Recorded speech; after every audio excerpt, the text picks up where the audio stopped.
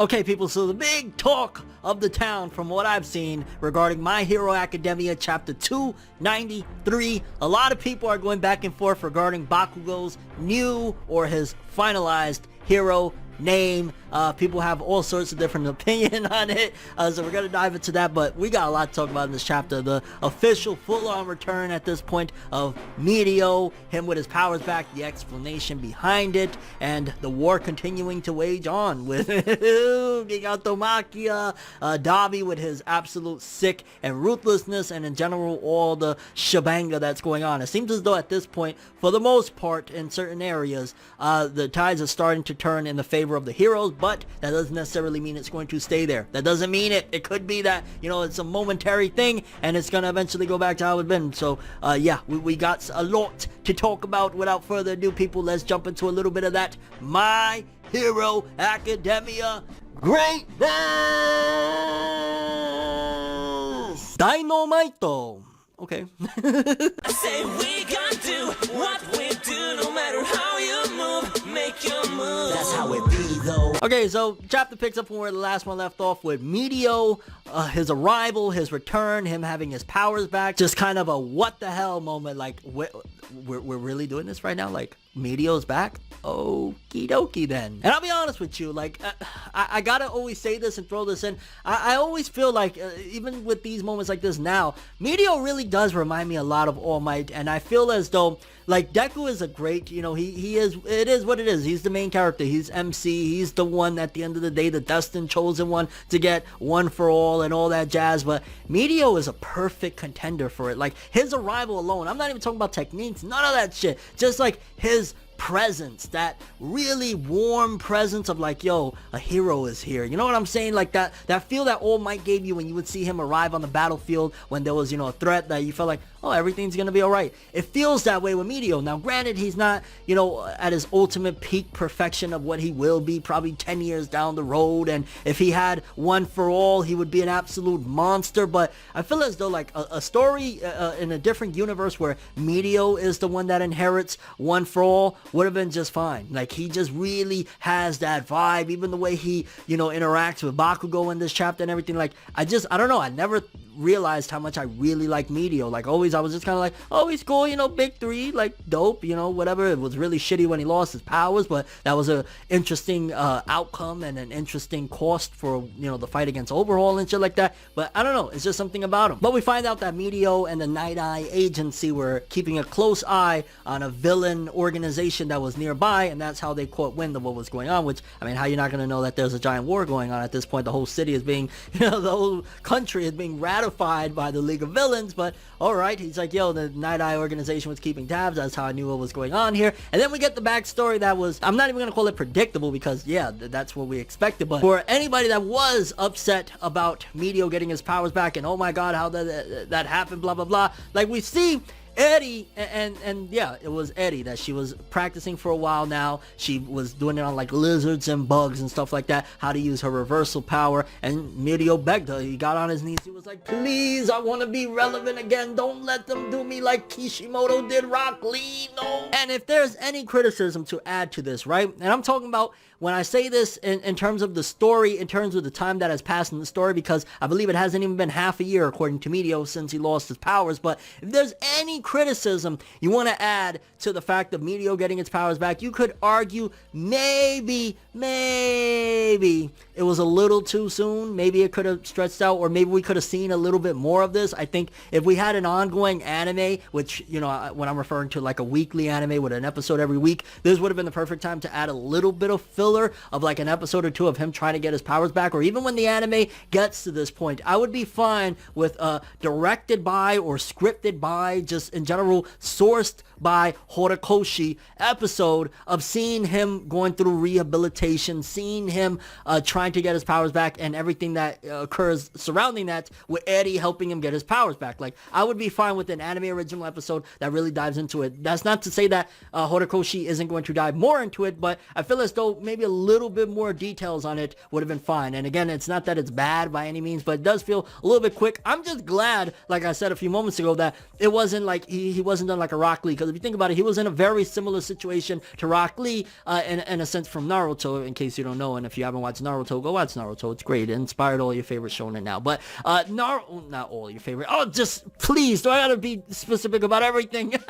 But I was scared that, like, yo, and it still could happen, don't get it twisted, that, like, you know, it was going to be a long time and he was going to be completely irrelevant. And I mean, he was irrelevant for a while because, hey, he don't got no powers or whatever. But now I think is do or die time of seeing where he's going to go, because following this arc, depending on where My Hero Academia series and story goes or whatever, I want Meteor to be just as important as he was back then. I don't want it, unless he's going to die here, which I highly doubt that's going to happen. Like, please continue to make him relevant. Please don't let him turn into, like, what was done to such an incredible character like Rock Lee, because again, Rock Lee, he was destroyed and put out of commission and they thought he would never be able to fight again. Same thing in a sense with Meteor, that, you know, him losing his powers was the same as like not being able to be a hero anymore. So I'm glad where it's at right now. Again, it could have used a little more exposition, a little more of a showcase, but I'm fine, and I think the anime could do a good job of clearing up some of that and showcasing, even if like an episode or two earlier in the arc, maybe a moment of just seeing him in the gym or something like that. But then when Meteor was like, yo, I can't take down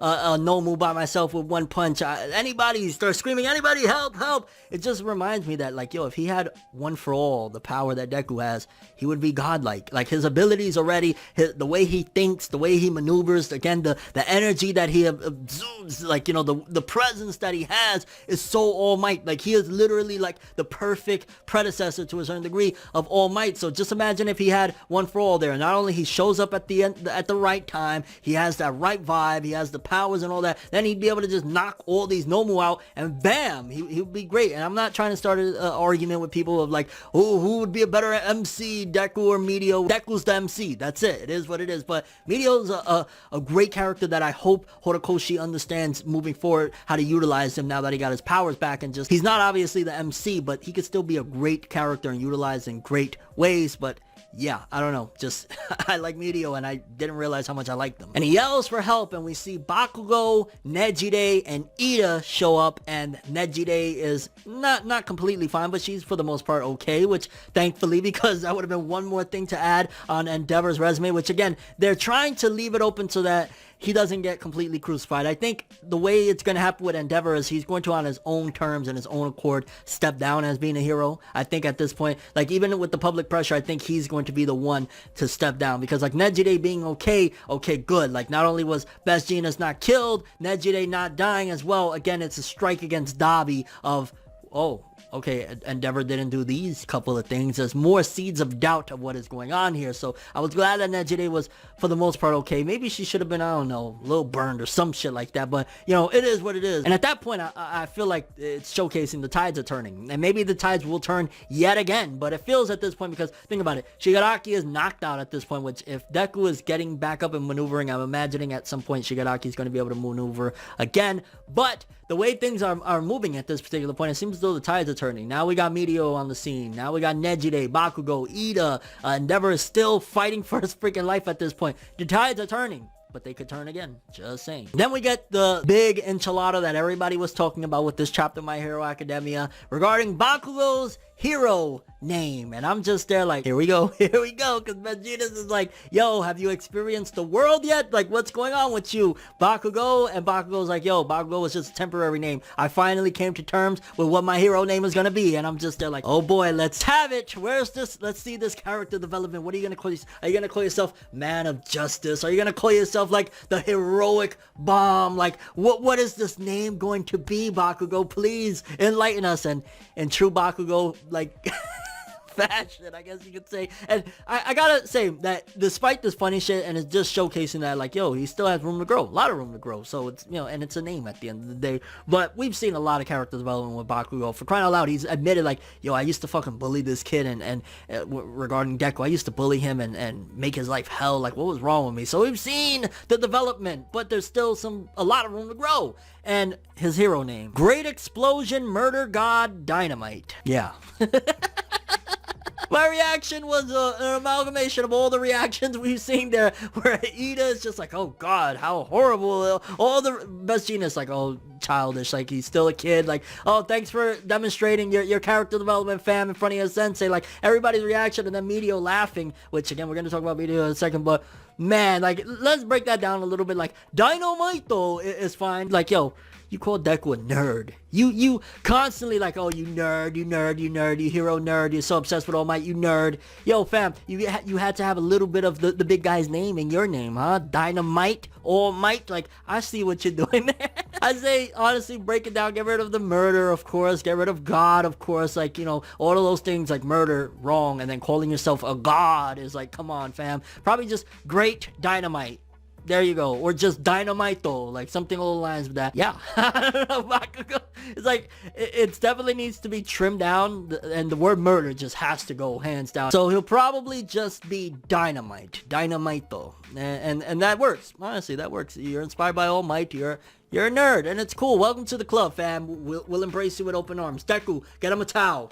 And like I said, everybody but Medio cringes. Medio is the only one that says, oh, it's kind of funny. And even though Bakugo's like, there's nothing funny about it. Where's the humor? What are you talking about? Medio's like, yo, relax, fam. I just mean, you know, a little humor. I meant no offense by it. And those are, again, the mature elements, the elements that remind me of All Might, that make it like, damn, Medio is such a great character. Like, if Medio would have been the MC and not Deku, would have been fine with it. Like, Medio is just, he's awesome. I like him. And I'm saying this so much because it's like, I never really was that team Medio, but just seeing everything, and it's like, he feels like All Might, and I used to love All Might. Like, before All Might was out of commission, after the battle against All for One, he was my favorite character of the series. And then, like, over time, it's just like, well, he's just kind of been around and been a little like, yo, Deku, here's some knowledge, fam, but he hasn't been, you know, the same, so I stopped really. But like, Medio kind of encompasses what All Might was, but then again, this is a new generation. Then again, Deku is the one that is breaking the generational curse that has been plaguing the world of All for One, so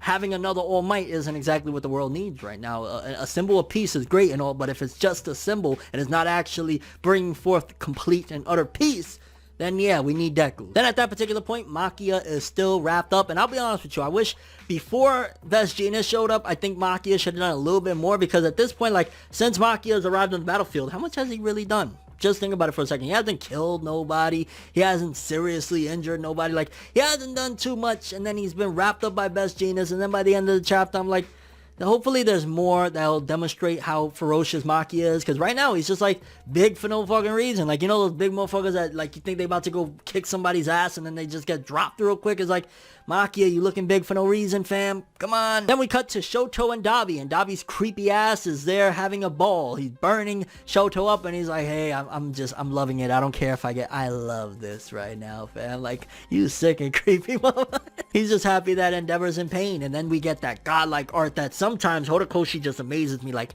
you did this in a week.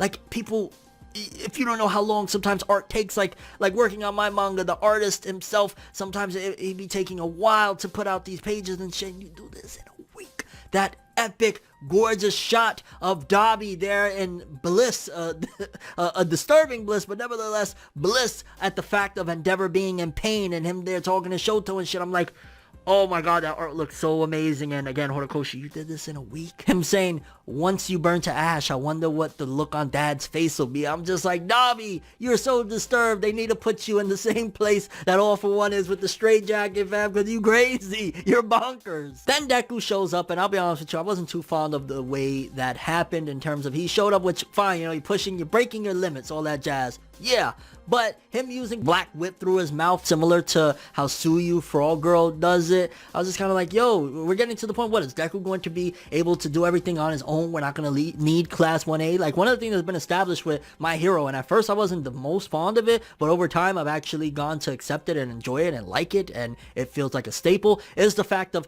the constant inclusion of Class 1A. Like, you know, we've grown with them. We've seen majority of them have some type of important, relevant moment. Obviously, some more than others, but we've seen them be like, yo, they're a staple. So seeing that Deku is using techniques like float, so Uraraka's not really needed, using black whip through his mouth like Suyu, it's like, little by little, Class 1A is becoming irrelevant and not needed when you got Deku, man of 1,000 quirks. And Dabi's like, yo, fam, this is family business. What are you doing here? Get up out of here. And I like, because I still feel sympathetic towards Endeavor. I get it. He did horrible things, yada, yada. But I feel sympathetic towards him. So when Deku was like, yo, he's my friend. I care about him. He's my sensei. Yeah, he did some things, but I'm looking forward to seeing him on his road to redemption, and seeing Endeavor's face when Deku was like standing up for him, and like, it just kind of, it made me feel a certain way, because like you could tell he actually appreciated, like, yo, somebody understands me, somebody cares, like, and I think he even says like, Midoriya-kun, like, he understands and he gets it, and that's needed. Like, I don't like the fact that people are just trying to turn